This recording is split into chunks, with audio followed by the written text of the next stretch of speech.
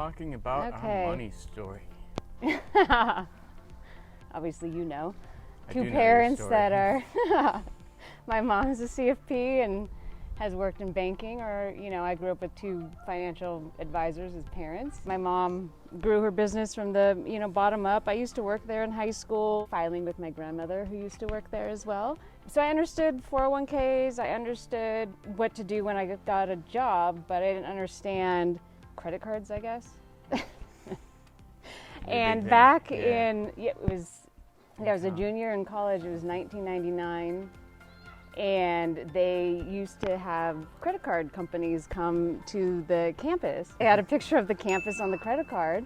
I was like, oh, that's cool, and a free t-shirt. Oh, I want that. Like, I had zero concept about the APR, you know, the rate they charge you if you don't pay the minimums. Mm-hmm. And I worked through college and I had a job, but I would just use my credit card on silly things like dinners. Little things really add up. It wasn't like I was going out and buying like a $500 bag, right? Sure, it was sure. little here, little there. And I get a job and I just start using my credit card on a lot more things, right. Because half my salary at least is going towards rent. Growing up, seeing my parents spend money remodeling the house, it's like they never talked about the day-to-day. Again, it comes down to the details, the day-to-day and the spending. I understood the big picture, I just didn't understand the small parts. We go to Hawaii and we went to Bermuda and we went to really cool places, but it was all on my dad, on the airline points my dad had racked up because he was a business traveler. Yeah, right. And he traveled 5 days a week. Yeah, so all the trips were free and I had no idea. Right. I was like, oh, I guess you just pay for it when you get a job. And then when I was in San Francisco, you know, as you get older, your work gets a little more stressful.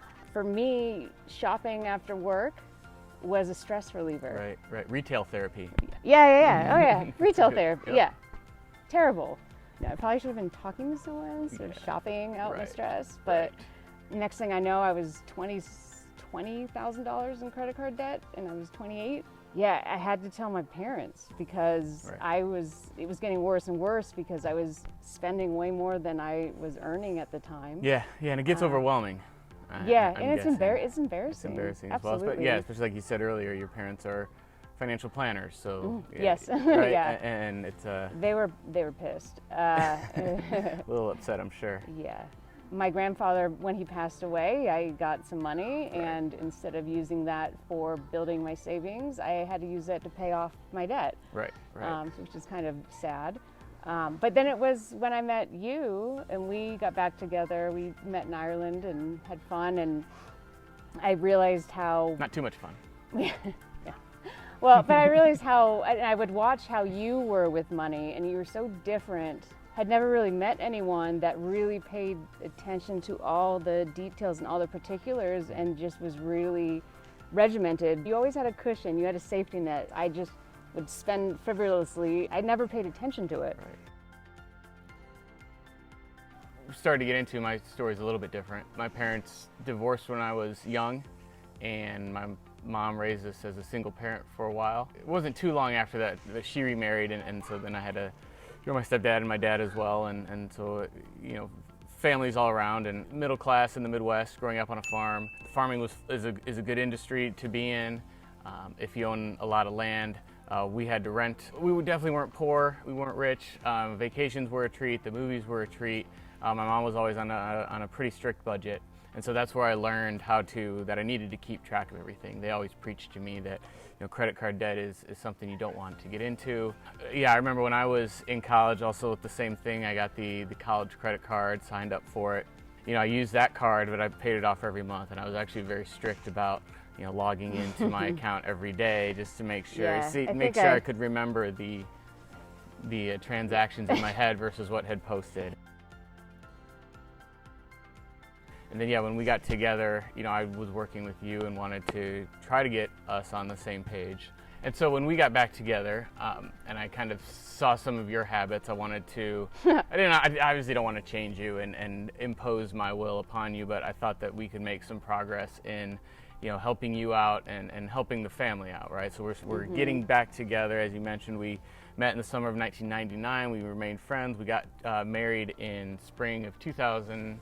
9. So yeah, 10 years later. Some families keep things separate. We decided to merge our Well, things it's because together. I could see how together you are. Right, Like, right. So you were very organized, very on top of it. And I'm like, take it, please help me. we took it together. I would manage most of it, but we'd talk about Yeah. things. We took it together, and yeah, we definitely wanted to get our paths together so that when we had a family, we wanted to have kids. We obviously have kids now, and then as we can, try to instill some of the good lessons I learned, some of the good and bad lessons we both learned, really, Right. and get them going so that they know, no matter what field they go into, it might be high paying, might not be high paying, as long as they're passionate about it. That's all really that we can hope for. It's just this balance, and we have, and we're both finding patience, and we've made it work. Like, we're two totally different spenders. I don't shop now for stress. I don't. Yeah. I do other things. Right.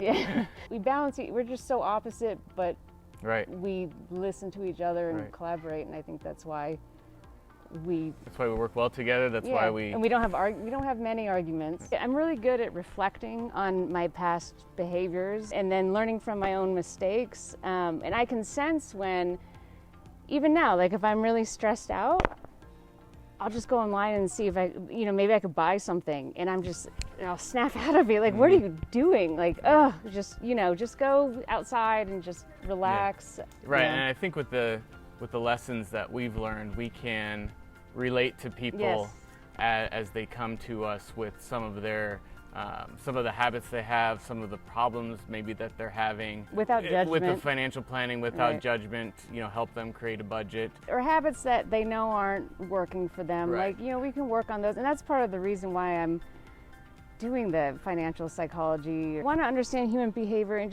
I don't want anyone to feel terrible about themselves because of their financial situation. Right. And I will absolutely share my story. It's, even financial advisors aren't perfect. I mean, we're all human, and we all make stupid mistakes. I'm very quick to admit, where I've had issues, and share how I've learned and what I've realized about myself. And it's growth and time. And I'd like to collaborate with, clients. I would be super excited when they find that self-realization of their habits. It's because I can't do it for them, but I'd love to help. Can guide them on their way and take an overall approach Right. to their financial well-being. Some changes that when we're working with clients and we come to the realization that they need to make changes, some things we can fix, fairly quickly. Other things it'll take a couple months, a couple data points of what they're spending their money on versus what they could be saving towards. Some things happen quicker than others, but I think the realization and just the fact that they're coming to see us, I think is really a good first step. Yeah. Yeah, and being ready to admit that they need to make some changes. Yeah. That they You have to want, be willing to be vulnerable. Yeah, they want to make those changes, want to do a little bit of planning, and then we can help them with that. Ultimately, it's the client's job to do the work, and we want to celebrate when they realize their patterns and they realize what they've been doing, and coming up with a model where some of these patterns we can change very minutely. Small things add up. Definitely. And I think it's for every area of your life, and celebrate those small wins. Any change, especially a deep-rooted habit, it takes time. It can take some time.